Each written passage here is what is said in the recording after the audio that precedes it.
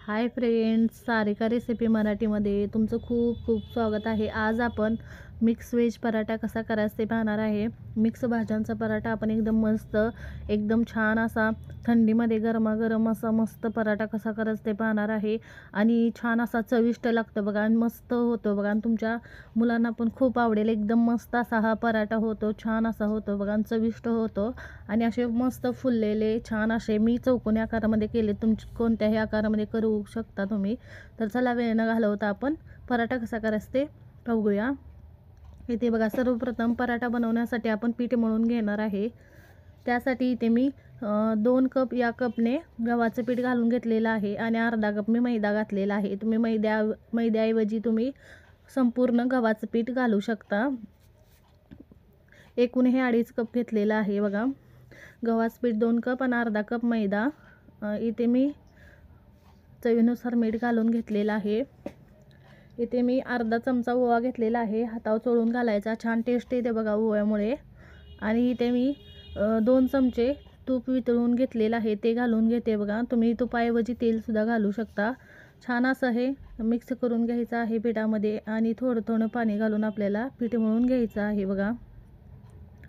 हे छान असं मी मिक्स करून घेतलेलं आहे।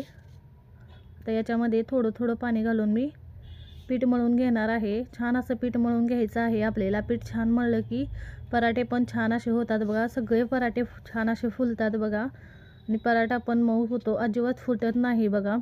त्यामुळे आपल्याला पीठ छान असं मळून घ्यायचं आहे बघा। अजिबात कणिक आपल्याला घट्ट मळायचे नाही बघा, नाही तर पराठा फुटू शकतो बघा। इथे बघा थोडं थोडं पाणी घालून छान असं हे पीठ मऊसूद असं एकदम पीठ छान असं मळून घेतलेलं आहे बघा। मस्त असं या पद्धतीने आपल्याला पीठ मळून घ्यायचं आहे, म्हणजे पराठे छान होतात बघा। आता त्यावर थोडंसं मी तेल घालून घेते आणि तेलामध्ये सुद्धा 1 मिनिट याला मळून घ्यायचं आहे। इथे मी बघा 1 चमचा तेल घातलेला आहे, छोटा चमचा। आणि हे छान असं मी सगळं तेलात 1 मिनिट मळून घेणार आहे। छान असं मळून घ्यायचं बघा 1 मिनिट आणि त्याच्यावर झाकण ठेवून आपल्याला हे पीठ 10 मिनिट आपल्याला भिजण्यासाठी झाकण ठेवून बाजूला ठेवून द्यायचं आहे बघा। इथे मी याच्यावर झाकण ठेवलेलं आहे बघा।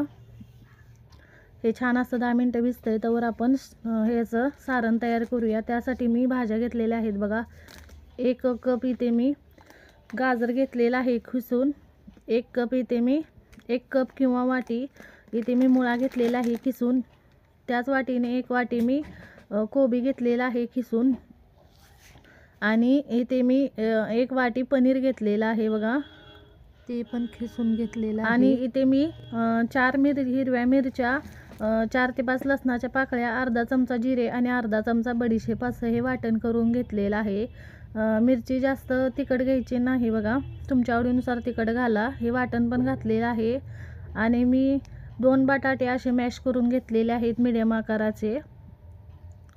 आता यामध्ये मी 1 चमचा इथे धनेपूड घेतलेले आहे बघा। आणि इथे मी कसुरी मेथी घेतलेली आहे। साहित्य तुमच्या आवडीनुसार तुम्ही घालू शकता, तुम्हाला जे घालायचं आहे ते घालू शकता। इथे मी बघा अर्धा चमचा लाल मिरची पावडर घालते, ही तिखटवाली आहे, कलरवाली नाही। आपण मिरची घातलेलीच आहे, तरी पण घातलेली तिखट तुमच्या आवडीनुसार घालू शकता। मी इथे अर्धा चमचा आमचूर पावडर घातलेली आहे बघा। आमचूर पावडर ऐवजी तुम्ही चाट मसाला सुद्धा वापरू शकता। इथे मी कोथिंबीर पण घातलेली आहे बघा थोडीशी। आणि याच्यामध्ये चवीनुसार मीठ घालून घ्यायचं आहे। भाज्या मी यामध्ये खिसून घातलेल्या आहेत, त्यातलं मी पाणी काढून घेतलेलं आहे कपड्यावर। हे सगळं आपण व्यवस्थित असं मिक्स करून घ्यायचं आहे। तुम्ही भाज्या तुमच्या आवडीनुसार घालू शकता, तुम्हाला हवं असेल तर तुम्ही याच्यामध्ये बारीक चिरून कांदा सुद्धा घालू शकता। तुमच्या आवडीनुसार तुम्हाला अजून काही भाज्या घालायच्या असेल ते पण घालू शकता। हे सगळं व्यवस्थित असं मी मिक्स करून घेते बघा। हे एकसारखं सगळं व्यवस्थित मिक्स करून घ्यायचं आहे बघा। छान चव लागते पराठ्यांना, छान चव लागते बघा। या पद्धतीने बनवून बघा, मस्त होतात। आणि हे मिक्स करून घेतलेलं आहे, त्यामध्ये मी अर्धा चमचा हळद घालते। तुमच्या आवडीनुसार तुम्ही हळद कमी जास्त करू शकता, घालू शकता, आवडत असेल तर घाला तुम्ही बघा। अर्धा चमचा हळद घातलेली आहे। हळद मी मिक्स करून घेते। हे मिक्स करून झालेलं आहे, हे बाजूला ठेवून देऊया। आपले इथे पीठ पण छान असं 10 मिनटं भिजलेलं आहे बघा. आता 1 मिनटं अजून मी मळून घेते बघा.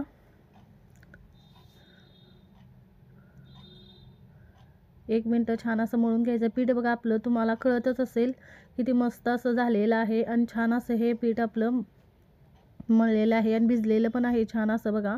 आता मी त्याचे छोटे छोटे गोळे करून घेते, म्हणजे आपण छान असे पराठे लाटून घेता येतात पटकन आपल्याला.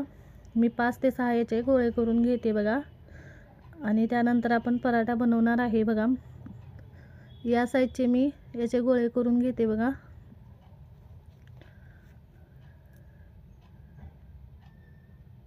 इथे बघा मी 5 ते 6 याचे गोळे करून घेतलेले आहेत.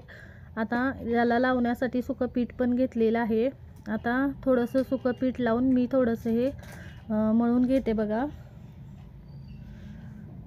थोडं सुकं पीठ लावून थोडं आपल्याला याला लाटून घ्यायचं आहे.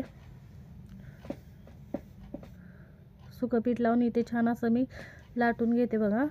या पद्धतीने लाटून घ्यायचं आहे. आपण पुरी लाटतो ना त्यापेक्षा थोडंसं मोठं लाटून घ्यायचं आणि त्यामध्ये आपल्याला मधोमध याचं सारण घालून घ्यायचं आहे. मी 2 ते 3 चमचे यामध्ये सारण घालून घेते. बरोबर आपल्याला मध्ये याचं सारण घालून घ्यायचं आहे. तुम्हाला हवा असेल तो तुम्ही आकार देऊ शकता. मी ते चौकोनी आकारामध्ये स्क्वेअर आकारामध्ये याला मी लाटून घेणार आहे. तुम्ही गोल पण बनवू शकता किंवा त्रिकोणी पण बनवू शकता. आकार कोणताही असो, पराठ्यांना चव छान लागली पाहिजे बघा, चव छान आली पाहिजे बघा. या पद्धतीने मी बंद करून घेते बघा. या पद्धतीने मी बंद करून घेते. छान असा मी पराठा बंद करून घेतला. थोडा प्रेस करून घ्यायचा म्हणजे छान असा सगळीकडं व्यवस्थित असा बंद होतो आणि आपलं सारण पण सगळीकडे पसरतं. थोडंसं सुकं पीठ लावून छान असं मी हे लाटून घेणार आहे बघा. बघा या पद्धतीने मी लाटून घेते बघा. छान असा आपल्याला हाच आकार द्यायचा आहे, गोल करायचा नाही बघा. या पद्धतीने मी लाटून घेते बघा. इथे हे लाटून झालेलं आहे बघा. आपला लाटून झालेला आहे आणि तवा पण गरम करायला ठेवलेला आहे बघा. इथे तव्याला मी तेल लावून घेते बघा. आपण पहिलाच पराठा यावर घालणार आहे, त्यामुळे तेल लावून घ्यायचं सुरुवातीला आणि तवा आपला गरम झालेला आहे त्यावर आपण पराठा घालून घेऊया आणि छान असा भाजून घ्यायचं. खरपूस असे पराठे आपण भाजून घेणार आहे बघा. एक साईडने बघा बुडबुडे यायला लागलेले आहेत, त्याला बबल्स. आता आपण पलटून छान असं तेल लावून घ्यायचं बघा. या पद्धतीने मी याच्यावर तेल लावून घेते. दोन्ही साईडला तेल लावून छान असा हा पराठा मी भाजून घेणार आहे बघा. मस्त चवीला छान लागतात बघा, एकदम छान होतात आणि मस्त लागतात बघा. गरम गरम थंडीच्या दिवसामध्ये गरम गरम पराठे असे मस्त लागतात बघा. तुम्ही चहाबरोबर खाऊ शकता किंवा मुलांच्या डब्याला या पद्धतीने बनवू शकता, नाश्त्यासाठी बनवू शकता. मस्त लागतात बघा, छान असे एकदम मस्त बघा आणि छान असे फुललेले आहेत बघा, एकदम टम्म फुगतात बघा छान असं. आणि खरपूस असा मी दोन्ही साईडने हा पराठा भाजून घेते. छान चव लागते बघा. खरपूस असा भाजून घ्यायचा बघा, मस्त टम्म फुगतात बघा. या पद्धतीने सगळे पराठे मी या पद्धतीनेच बनवून घेणार आहे. छान असा भाजलेला आहे बघा, दोन्ही साईडने खरपूस असा भाजलेला आहे पराठा. मी काढून घेते बघा. बघा छान असा झालेला आहे गरमागरम. मी त्याच पद्धतीने दुसरा पराठा बनवलेला आहे, तो पण असा छान असा मी भाजून घेणार आहे बघा. इथे बघा दुसरा पराठा पण मी बनवून घेतलेला आहे, तो पण छान असा दोन्ही साईडने तेल लावून खरपूस असा मी भाजून घेते बघा.